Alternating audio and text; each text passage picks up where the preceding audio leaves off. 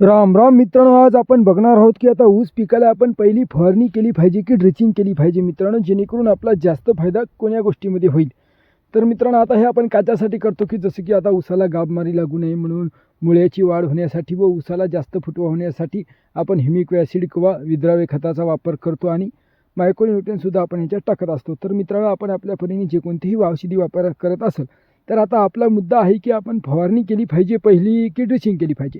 तर मित्रांनो, फवारणीसाठी आपल्याला आवश्यकता आहे, तर फवारणी आपलं काय काम करते, पानावर पडून पुन्हा आपल्या झाडामध्ये पूर्णपणे जाते. तर आता या पहिल्या फवारणीच्या वेळेस आपलं ऊसाचं झाड हे काय एवढं परिपूर्ण वाढलेलं नसते आणि आपली पूर्ण फवारणी जे काय आहे ते अर्धी जमिनीवर पडणार आणि पानं त्यावेळेस ऊसाला कमी असतात. त्यामुळे आपण पहिली जर ड्रिचिंग केली तर थेट त्याच्या मुळीला आपण दिलेले अन्नद्रव्य मिळतात आणि त्याच्यामुळे आपला फवारणीपेक्षा जास्त फायदा आपल्याला ड्रिचिंगमध्ये मिळतो. मित्रांनो, लाईक सबस्क्राईब धन्यवाद. भेटूया पुन्हा.